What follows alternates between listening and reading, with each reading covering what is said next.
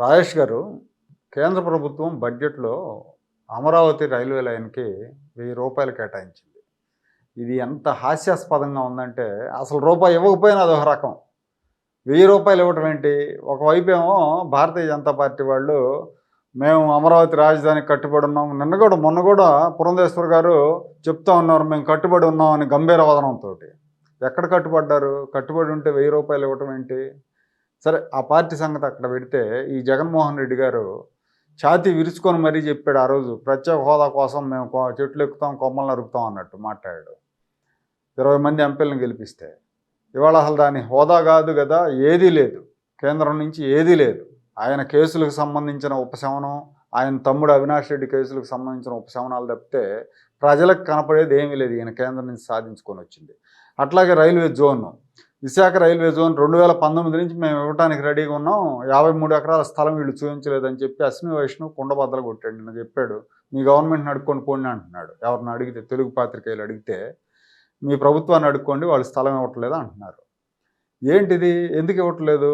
ఒకవైపు ఏమో ఆయన విశాఖపట్నం వెనకబడిన ప్రాంతం, ఉత్తరాంధ్ర, వాళ్ళ కోసం నేను రాజధాని తీసుకెళ్తుంటే ఈ పెత్తందారులందరూ అడ్డుకుంటున్నాడు అని చెప్తూ ఉంటాడు. శాంక్షన్ అయిన జోన్కి మాత్రం ఈయన వల్ల దానికి మోక్షం కలగకుండా పోతుంది. ఎందుకు చేస్తున్నాడు ఇట్లా? వాస్తవంగా మీరు ప్రస్తావించిన ఈ అంశాలన్నీ చాలా కీలకమైనవి. ప్రస్తుతం రాష్ట్ర ప్రజలు చాలా సీరియస్గా పరిగణలోకి తీసుకోవాల్సిన అంశాలు ఇవి. ఎందుకు అనంటే, ఆంధ్రప్రదేశ్ రాష్ట్ర విభజన జరిగి, విభజన చట్టం 10 సంవత్సరాల కాల పరిమితికి ఏర్పాటు చేయబడిన చట్టం అది. అంటే విభజన చట్టంలో పొందుపరిచిన అంశాలని 10 సంవత్సరాల లోపు అమలుపరచమని చెప్పని నిర్దేశించారు. అందులో రాబోతున్న జూన్ 2వ తారీఖుకి అపాయింటెడ్ డే 10 సంవత్సరాల కాల పరిమితి పూర్తవుతుంది. వాస్తవంగా విభజన చట్టానికి సంబంధించిన ప్రస్తుతం అమల్లో ఉన్న అంశాలు, అపరిష్కృతంగా ఉన్న అంశాలు అన్నీ కూడా ఈ 10 సంవత్సరాల కాల పరిమితి లోపుగా పూర్తి చేసుకోవాలి. చేసుకోనప్పుడు పార్లమెంటు ద్వారా 10 సంవత్సరాల తర్వాత కూడా విభజన చట్టానికి లైఫ్ ఉండే విధంగా దాంట్లో అమెండ్మెంట్ చేసుకోవాలి. ప్రస్తుత ప్రభుత్వానికి చిట్టచివరి సమావేశాలు జరుగుతున్నాయి. అవును. మళ్ళీ జూన్ 2వ తారీఖు లోపుగా కొత్త ప్రభుత్వ ఏర్పాటు జరిగి, పార్లమెంటు సమావేశాలు జరిగి అమెండ్మెంట్ జరగడానికి ఆస్కారం ఉందో లేదో తెలియదు. అవును. అటువంటి సందర్భంలో సహజంగా రాష్ట్ర ప్రభుత్వం పట్ల, ప్రజల పట్ల కన్సర్న్ ఉన్న ఏ పాలకుడైనా సరే మొట్టమొదటిగా చేయాల్సింది కేంద్ర పెద్దల్ని కాంటాక్ట్ చేసి ఈ సీరియస్నెస్ చెప్పి, అవసరాన్ని చెప్పి, దాన్ని అమెండ్మెంట్కి మొట్టమొదటి ప్రయత్నం చేయాలి. ఆ దిశగా కనీస మాత్రపు ఎక్సర్సైజ్ చేసినట్టుగా, అసలు ఆ అంశాన్ని గుర్తించినట్టుగా లేదు. అసలు ఆయనకు తెలిసి ఉండకపోవచ్చు. అధికారులు జూన్ 2కి అపాయింటెడ్ డే 10 సంవత్సరాల కాల పరిమితి పూర్తవుతుంది అనే అంశాన్ని ఈ పాలకులు అసలు గుర్తించారా? అసలు ఆ దిశగా అడుగులు పడుతున్నాయా? 22 మంది పార్లమెంటు సభ్యులు ఉన్నారు, 9 మంది రాజ్యసభ సభ్యులు ఉన్నారు. ఇవాళ 151 మంది అసెంబ్లీలో శాసనసభ్యుల బలంతో బలమైన అధికార పక్షం ఉంది. ఇక్కడ ప్రజలు చాలా నమ్మకంతో ఆ స్థాయి అధికారం వాళ్ళకి కట్టబెట్టారు. ఇటువంటి సందర్భంలో రాష్ట్ర సమస్యల పట్ల, ప్రజల సమస్యల పట్ల అంకితభావం ఉండున్న పాలకులైతే ఆ దిశగా మొట్టమొదటి అడుగులు వేసి ఉండేవాళ్ళు. చర్యలు ఇప్పటికే మొదలు పెట్టాలి. పార్లమెంటు అజెండా మొదలవుతున్న సందర్భంగానే, అఖిలపక్ష సమావేశం జరుగుతున్న సందర్భంగానే ఈ అంశాన్ని లేవనెత్తాలి. అక్కడ ఇది కీలకమైన అంశం. ఈ సమావేశాల్లో దీన్ని అమెండ్ చేయకపోతే ఎక్స్పైర్ అయిపోవడానికి ఆస్కారం ఉంది. మా రాష్ట్రానికి తీవ్ర నష్టం జరుగుతుంది, అన్యాయం చేసినట్టు అవుద్ది. ఈ పార్లమెంటు వేదికగా చేసిన చట్టం ఇది. ఆ రోజు ప్రతిపక్ష హోదాలో ఉండి మీరు మద్దతు ఇచ్చారు, ఇవాళ ప్రతిపక్షం ఆ రోజు అధికార పక్షంగా ఉండి మద్దతు ఇచ్చారు. మా ప్రజల కన్సెంట్ లేకుండానే మీరు ఇరువురు తీసుకున్న నిర్ణయానికి మేము బద్దులై ఉన్నాం. అటువంటప్పుడు ఇవాళ పార్లమెంటే దీన్ని చక్కదిద్దాల్సిన బాధ్యత ఉంది అని చెప్పని గొంతెత్తి ప్రస్తావించాలి కదా. అసలు ఆ ప్రస్తావనే లేదు. కనీసం మాత్రం ఇది మా బాధ్యత అని కూడా ఫీల్ అవ్వట్లా. అసలు ఇది ఒక సమస్య ఉందని రికగ్నైజే చేయట్లా. ఇది ఒక అంశం. ఇక మీరు ప్రస్తావించిన, అసలు నిన్నటి నుంచి ఆంధ్రప్రదేశ్ రాష్ట్ర ప్రజలు 1000 రూపాయలు, అసలు ఎన్ని పైసలు అయ్యి అసలు ఏం చేసుకోవాలో అర్థం కావట్లేదు. అన్ని డబ్బులతోటి ఎంత అభివృద్ధి చేసుకోవచ్చు అమరావతిలో? ఇప్పటి వరకు నిధులు కొరత అన్నారు. ఇప్పుడు కేంద్రం దయదలిచి 1000 రూపాయలు ఇచ్చింది, 1,00,000 పైసలు అయ్యి. మీరు చాలా చిన్న అమౌంట్ అనుకుంటున్నారు దాన్ని. కేంద్ర ప్రభుత్వ పెద్దలు నరేంద్ర మోడీ గారు ఉదారంగా విభజన జరిగిన రాష్ట్రానికి కొత్తగా రూపుదిద్దుకుంటున్న రాజధానిలో రైల్వే లైన్ నిర్మాణం కోసం అటు గుంటూరుకి ఇటు విజయవాడకి కనెక్టింగ్ రైలుకి మొత్తం 2,700 కోట్లే కదండి దానికి ప్రతిపాదించింది. అందులో 1000 ఇచ్చేశారు. ఇప్పుడు అది 1000 రూపాయల 1000 కోట్ల తర్వాత సంగతి. 1000 అయితే ఇచ్చారు వాళ్ళు. అంత చులకన స్వభావం ఆంధ్రప్రదేశ్ రాష్ట్రం పట్ల కేంద్ర పెద్దలకు ఉంది. ఆ విధమైన అభిప్రాయం కలగటానికి కారణం ఇవాళ ఆంధ్రప్రదేశ్ పాలకుడిలో లోపించిన చిత్తశుద్ధి కారణం. గుర్రం రౌతు మెత్తనైతే గుర్రం 3 కాళ్ళ మీద ఆడుద్ది అని చెప్పని, పిల్లి గుడ్డిదైతే ఎలికేదో చూపించిందని చెప్పని మనం సామెతలు చెప్పుకుంటాం కదా. ఇవాళ ఆంధ్రప్రదేశ్ పాలకుడుగా ఉన్న జగన్మోహన్ రెడ్డి గారి అసమర్థత, నిస్సహాయత కేంద్ర పెద్దలకి అలుసుగా మారింది. వివక్ష ప్రదర్శించడానికి, వాళ్ళు సాహసించడానికి కారకమైంది. ఇవాళ రాష్ట్ర సమస్యలను ఏ రోజు ప్రస్తావించరు.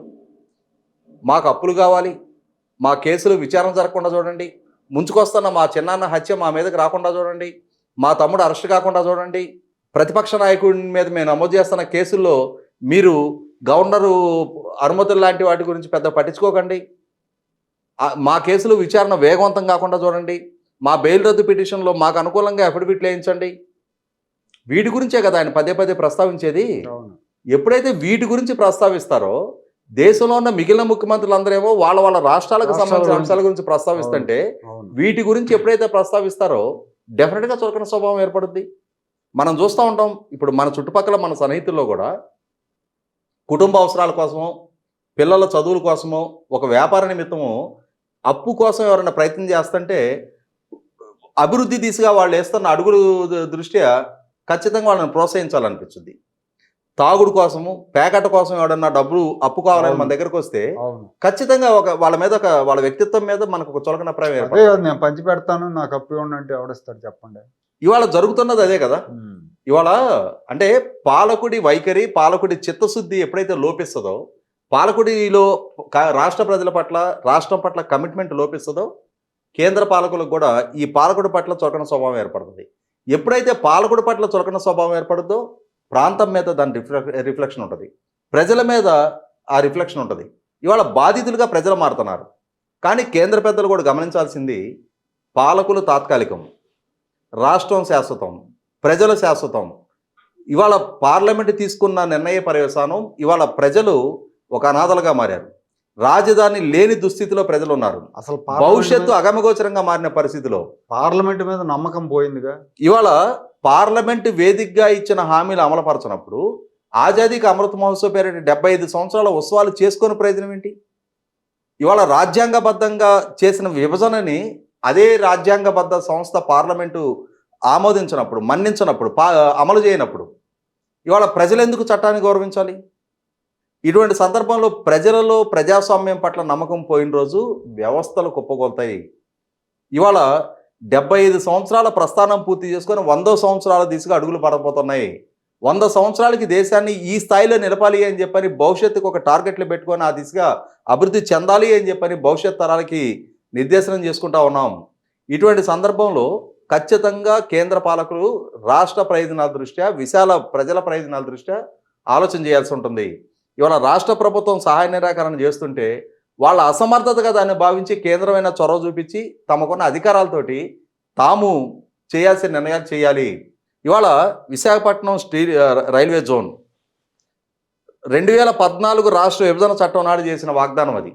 ఇవాళ 2024 వచ్చేటప్పటికి కూడా 10 ఏళ్ళు అయింది. మేము డిపిఆర్ తయారు చేసాం, మేము బడ్జెట్ శాంక్షన్ చేసాం, రాష్ట్ర ప్రభుత్వం భూమి కేటాయింపు చేయలేదు అని అంటే రాష్ట్ర ప్రభుత్వం చేత భూమి కేటాయింపు చేయించే అధికారం మీ దగ్గర ఉంది. వాళ్ళు కూడా చేయకపోతే బాగుండు అన్నట్టు వెయిట్ చేస్తున్నారు. ఇవాళ అంటే కాగల కార్యం గంధర్వులు తీర్చారు అన్నట్టుగా రాష్ట్రానికి ఏమి చేయదలుచుకునే సందర్భంలో జగన్మోహన్ రెడ్డి గారి రూపంలో మీకు ఒక సాకు కనిపిస్తుంది. నిజంగానే చేసే చిత్తశుద్ధి మీకు ఉన్నట్టయితే అదే జగన్మోహన్ రెడ్డి గారిని మీ పాదాక్రాంతం చేసుకొని, ఎందుకంటే ఆయనకున్న బలహీనతలు మీకు తెలుసు, రాష్ట్ర ప్రయోజనాల దృష్ట్యా రాష్ట్ర ప్రజల దగ్గర మీ మైలేజ్ తెచ్చుకోవడానికైనా సరే మీరు ఈ పనులు చేసుండేవాళ్ళు. మీరు కూడా అదే విధ్వంసక నిర్ణయాలకు పాల్పడుతూ ఉన్నారు కదా. అదే విశాఖపట్నంలో స్టీల్ ప్లాంట్ ప్రైవేటైజేషన్కి మీరు నిర్ణయం తీసుకున్నారు కదా. మీ నిర్ణయానికి ఆయన కూడా బదురయ్యే విధంగా ఆయన మెడలో ఉంచుకున్నారు కదా. ఇటువంటి సందర్భంలో రాష్ట్రానికి సంబంధించి, విభజన చట్టానికి సంబంధించి రాజధాని నిర్మాణానికి సంబంధించి, పోలవరం ప్రాజెక్టు నిర్మాణానికి సంబంధించి బడ్జెట్లో సరైన కేటాయింపులు జరగలేదనేది వాస్తవం. ఆంధ్రప్రదేశ్ రాష్ట్ర ప్రజలు నిశ్చేష్లే చూస్తూ ఉన్నారు. అసలు ఈ దేశంలో మనం అంతర్భాగంగా ఉన్నామా లేదా, మనం కట్టిన పన్నులు కేంద్ర ప్రభుత్వ ఖజానాలో జమ అవుతున్నాయా లేదా, వాళ్ళ కేంద్ర ప్రభుత్వం చూపించుకుంటున్న బడ్జెట్లో మన కంట్రిబ్యూషన్ ఉందా లేదా అని చెప్పని వాళ్ళ ఆంధ్రప్రదేశ్ రాష్ట్ర ప్రజలు కూడా విస్తుపోయి చూస్తున్నారు.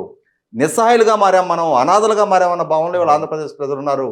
ఇది ఎట్టి పరిస్థితుల్లో దేశ విశాల ప్రయోజనాల దృష్ట్యా క్షేమం కాదు. ఒక ప్రాంతం వివక్షకు గురవుతున్నాం అన్న భావంలో ఉన్నప్పుడు, కోట్ల మంది ప్రజలు మేము నిరాదరణకు గురవుతున్నాం అన్న భావంలో ఉన్నప్పుడు అది ఖచ్చితంగా ప్రజాస్వామ్య స్ఫూర్తికే భంగం కలిగే అంశంగా మారుతుంది. ఈరోజు ఈ మౌనం, ఈ అంటే వీళ్ళ నైరాశ్యం రేపది కట్టలు తెంచుకున్న రోజు, ప్రజా ఉద్యమంగా మారిన రోజు, ప్రజాగ్రహంగా మారిన రోజు, ఆ రోజు ప్రభుత్వాలు కూలిపోతాయి. ఆ పరిస్థితులు తెచ్చుకోకుండా అది శాంతి భద్రతల సమస్యగా మారకముందే ప్రజలు సంయమనంతో ఉన్న రోజుల్లోనే మీరు ఖచ్చితంగా ప్రభుత్వాలుగా బాధ్యత కలిగిన పాలకులుగా ఆ రాష్ట్ర సమస్యను పరిష్కరించాల్సిన అవసరం ఉంది. ఇవాళ రాష్ట్రం మీద కేంద్రం, కేంద్రం మీద రాష్ట్రం సాకులు చెప్పుకుంటా ఇవాళ రాష్ట్రాన్ని ఈ విధంగా నిరాదరణకు గురి చేయడం అనేది ఎట్టి పరిస్థితుల్లో కూడా సహించరాని అంశం. 100% ఇది మరొక్కసారి మా ఆత్మగౌరవ సమస్యగా తెలుగు ప్రజలు భావించాల్సిన అవసరం కళ్ళ ముందుకు వచ్చింది. ఖచ్చితంగా 1982 నాటి ఆత్మగౌరవ నినాదాన్ని మరొక్కసారి తలకెత్తుకోవాల్సిన సమయం, సందర్భం ఆసన్నమైంది. ఓకే అండి, థ్యాంక్ యూ.